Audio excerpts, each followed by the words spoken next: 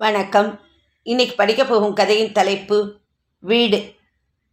இந்த கதையை எழுதியவர் வாசந்தி அவர்கள். இது ஒரு சிறு கதை. கதைக்கு போலாமா? அவன் ஒருவித வெறியுடன், தாங்க முடியாத தாகத்துடன் அந்த சூழலை பார்த்தான். தூரத்தில் தெரிந்த மலையடிவாரம், அடக்கமாக ஓடும் அந்த ஆறு, பச்சை பசேல் என்று வயல்வெளி, இதையெல்லாம் விட்டுவிட்டு ஓடி போக அவனுக்கு மனசு எப்படி வந்தது? எத்தனை வருஷங்கள் ஆயிற்று. அவன் நெற்றியை சுருக்கி கொண்டு மலையடிவாரத்தில் ஒரு பெரிய ஆரஞ்சு பழத்தைப் போல இறங்கும் சூரியனை பார்த்தபடி நின்றான். அவனுக்கு நினைவில்லை. இவற்றையெல்லாம் பார்க்கும்போது ஏற்படும் தாகத்திலிருந்து நிறைய வருஷங்கள் ஆகியிருக்க வேண்டும் என்று தெரிகிறது. முழங்காலை குத்திட்டு கீழே உட்கார்ந்து கொண்டு அவன் ஓடும் ஆற்று நீரை கையில் எடுத்து பருகினான். அப்பா, என்னமாய் தித்திக்கிறது! இதன் ருசியை மறந்து பம்பாயில் அவனால் எப்படி இருக்க முடிகிறது? சரசரவென்று இருள் விரிந்து விட்டது. குளிர்ந்த காற்றை அனுபவித்தவாறே மெல்ல நடந்தான். இன்னும் கொஞ்ச தூரம் நடந்தால் ஊர் வந்துவிடும். ஊருக்குள் நுழைந்து நார்ச்சந்தியை அடைந்து வலப்பக்கம் திரும்பினால் மேல் தெரு, தெருவின் கோடியில் அவனது வீடு. வீடு அவனுக்கு உடம்பெல்லாம் சிலித்தது. வீட்டை சுற்றி ஒரு முள்வேலி இருக்கும். முன்னும் பின்னும் இருக்கும் இடத்தில் அரளியும் துளசியும் கத்திரியும் வாழையும் இருக்கும். கொல்லையில் கிணறு. ஜில் என்றிருக்கும் கிணற்று ஜலத்தை மொண்டு மொண்டு ஊற்றிக்கொண்ட ஞாபகம் வந்தது அவனுக்கு. இந்த வீட்டை விட்டு போக எப்படி மனசு வந்தது? பம்பாயில் காற்று உள்ளே வர பயப்படும். அந்த சிறிய அறையில் தண்ணிக்கு கியூவிலும் பாத்ரூமுக்கு கியூவிலும் நிற்க வேண்டிய அவல நிலையில் இந்த வீட்டை நினைக்காமல் எப்படி வாழ முடிகிறது? தெருவில் யாரோ எதிரில் வந்து கொண்டிருந்தார்கள். அவன் சட்டென்று இருட்டில் நகர்ந்து கொண்டான். இவ்வளவு வருஷங்கள் கழித்து யார் இனங்கண்டு கொள்ளப் போகிறார்கள்? ஓஹோ, கிட்டாவா? எப்படா வந்த? எங்கடா போன சொல்லாம கொள்ளாம என்று யாராவது கேட்டால் என்ன பதில் சொல்வது? அவனுக்கே எவ்வளவோ விஷயங்கள் மறந்து விட்டிருக்கும் போது அவனை யார் நினைவில் வைத்து கொண்டிருக்க போகிறார்கள்? அந்த ஊர் சரித்திரத்தில் அவன் காணாமல் போய்விட்ட ஒரு ஏடு. அதை புரட்டி பார்க்க யாருக்கு பொறுமை இருக்கப் போகிறது? ரோடுகளிலெல்லாம் இன்னும் அதே அழுது வடியும் விளக்கு கம்பங்கள் தான். இருந்தும் அந்த மங்கிய வெளிச்சம் அவனுக்கு சௌகரியமாக இருந்தது. 10 வருஷங்களுக்கு முன்பு எப்படி இருந்ததோ அப்படியேதான் ஒவ்வொரு கூரையும் தெரிந்தது. பிராமணாள் காபி ஹோட்டல் அப்படியேதான் முன்பும் இருக்கும். பழைய மேஜை நாற்காலிகள் இன்னும் பழையதாய், சர்வர்களின் வேஷ்டி இன்னும் சற்று அழுக்காய். கல்லாவில் உட்கார்ந்திருப்பது சாம்பசிவ ஐயரே தான். முன்னே தளதள வென்றிருக்கும் உடம்பு இப்பொழுது கொஞ்சம் சுருங்கி இருக்கிறது. யாரு? கிட்டாவா? அவன் தூக்கி வாரி போட்டவனாய் திரும்பி பார்த்தான். எதிரே பரிச்சயமான முகம் மாதிரி இருந்தது. அட, சோமு! அவனுடன் கூட படித்த சோமு. சோமு! அவன் இத்தனை வருஷங்களாக அடக்கி வைத்திருந்த உணர்வுகள் விழித்து கொண்ட மாதிரி அவனை தழுவிக்கொண்டான். சோமு அவனை ஏற இறங்க பார்த்தான். அடப்பாவி, எங்கடா இத்தனை வருஷம் போன? இப்படித்தான் சொல்லாம கொள்ளாம ஓடுறதா? யாரும் பரீட்சையில் ஃபெயிலாகிறது இல்லையா? அவன் பதில் பேசாமல் நின்றான். சோமு அவன் முதுகில் தட்டியபடி கேட்டான். சொல்லு, இப்ப எங்க இருக்க? பம்பாய். பலே, நீ போனதும் நல்லதுக்குத்தான். இந்த ஊர்ல உட்கார்ந்துருந்தா யாரும் உருப்பிட முடியாது. இருப்பியோ இல்லையோ? இருப்பேன். அப்ப நாளைக்கு பார்க்கலாமா? நான் அவசரமா போயின்னு இருக்கேன். நாளைக்கு மத்தியானம் வந்துடுவேன். ரயிலுக்கு நேரமாச்சு, வரட்டுமா? அவன் அரைகுறையாக தலையை ஆட்டிக்கொண்டிருக்கையிலேயே சோமு போய்விட்டான். அவனுக்கு ஏமாற்றமாக இருந்தது. சோமுவிடம் எவ்வளவோ விஷயங்கள் கேட்க வேண்டும் போல இருந்தது. 5 நிமிஷம் நின்று பேசக்கூட முடியாத அளவுக்கு அவனது வாழ்க்கையில் ஒரு பிடிப்பும் வேகமும் இருக்கிறது. அவனது வாழ்க்கையை இதுவரை நிரப்பியிருப்பது ஏக்கங்கள். இங்கு வந்த பிறகு ஏதும் திசை திரும்புமா? நார்ச்சந்தி வந்துவிட்டது. வலப்பக்கம் திரும்பினால் மேலத்தெரு, இடப்பக்கம் திரும்பினால் கீழத்தெரு. கீழத்தெருவின் கோடியில் போஸ்ட் மாஸ்டரின் வீடு. அதைவிட கோமதியின் வீடு என்றுதான் அவனது உணர்வில் நிற்கும் நினைவு. அந்த வீட்டின் ஜன்னல் ஒன்றுதான் அவனுக்கு நினைவில் நிற்கிறது.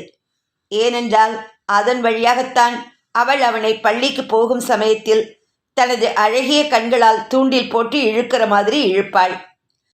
அந்த தூண்டிலில் அகப்பட்டுத்தானே படிப்பில் கூட கவனம் செலுத்த முடியாமல் கடைசியில் அதெல்லாம் இப்பொழுது ஒரு பழைய கதை.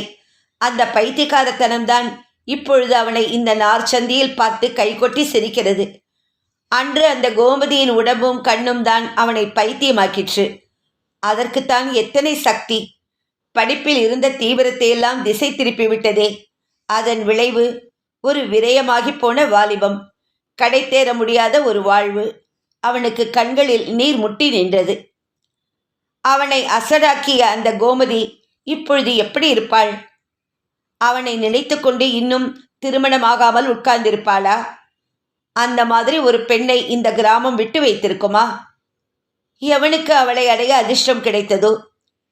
ஒரு வேண்டாத நினைவை உசுப்பி தள்ளுகிற மாதிரி அவன் தலையை உலுக்கிக் கொண்டு மேல தெருவுக்கு நடந்தான். தெருவில் ஜன நடமாட்டமே இல்லை. நன்றாக இருட்டிவிட்டது. கோடியில் தெரிந்தது அவனது வீடு. அவனுக்கு மனம் திக் திக் என்றது. ஏதோ திருட்டுத்தனம் பண்ணின மாதிரி. இன்னும் சற்று அருகில் சென்றதும் முள்வேலி தெரிந்தது. அவனுள் ஏதோ திடீரென்று ஒரு நிராசை படர்ந்த மாதிரி இருந்தது. இன்னும் அந்த முள்வேலிதானா? பாதியெல்லாம் அருந்து உடைந்து தொங்கிக் கொண்டிருந்தது. மாடத்தில் ஒரு அகல் விளக்கு எரிந்து கொண்டிருந்தது.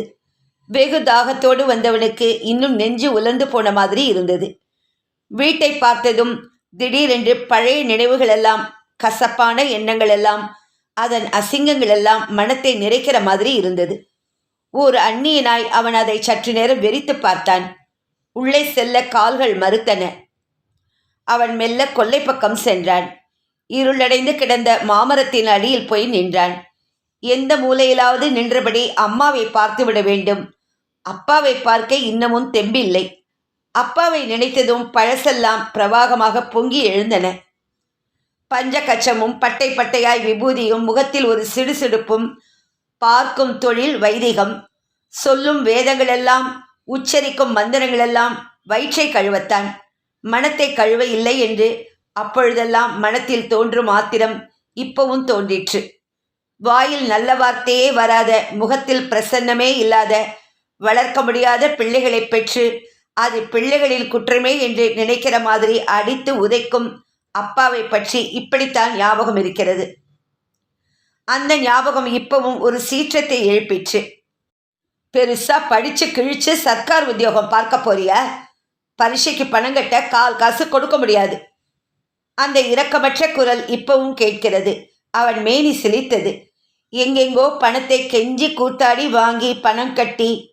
ஓ, அந்த கோமதியின் விழிகள் மட்டும் தன்னை பார்த்து அலைக்கழித்திருக்காவிட்டால் பரீட்சையில் பாஸ் பண்ணியிருப்பேனோ?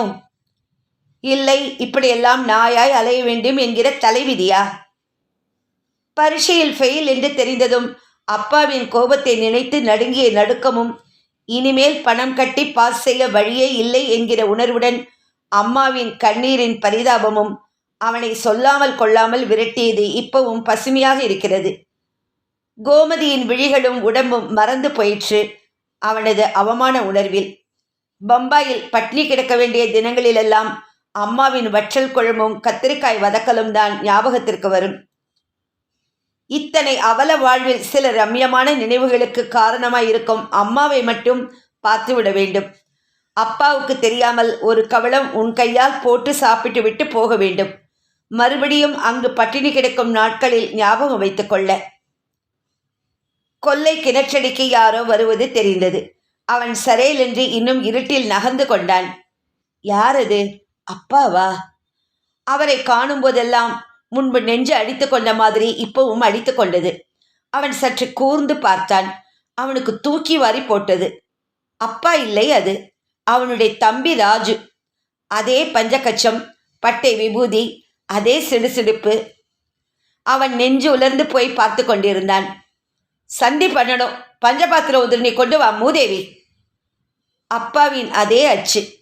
உள்ளே இருந்து ஒரு பெண் வருவது தெரிந்தது. மடிசார் கட்டில் புடவையும். அவன் விழிகள் தெறிக்க பார்த்தான். அது கோமதி அல்லவா? மேனியின் தளதளப்பெல்லாம் போய் உடம்பில் சதை போட்டு இவளா அவனை அன்று பைத்தியமாக்கினாள்? அம்மாவோட தவசம் நாளைக்கு தெரியுமோ இல்லையோ? காத்தால அமாவாசை தர்ப்பணம் வேற. தெரியும். என்ன தெரியும்? பீடைக்கு ஜன்னல் அண்டை உட்காந்துண்டு வெளியே போறவா வரவால பார்க்கறதுக்கு தான் தெரியும். அவனுக்கு மேற்கொண்டு எதுவும் காதில் விழவில்லை. விடுவிடுவென்று திரும்பி நடந்தான். ஆற்றங்கரை வரும் வரை நடையை நிறுத்தவே இல்லை. பிறகு ஆற்று மணலில் உட்கார்ந்து கொண்டு விசித்து விசித்து அழுதான். ஆற்று மணலாய் சரிந்து விழுந்துவிட்ட தன் வீட்டை நினைத்து, மாறவே மாறாத மனிதர்களை நினைத்து அவன் அழுதான். இத்துடன் இந்த கதை முடிவடைந்தது. வாசந்தியோட எழுத்துக்கள் எப்பவும் போல ரொம்ப அருமையாக இருந்தது.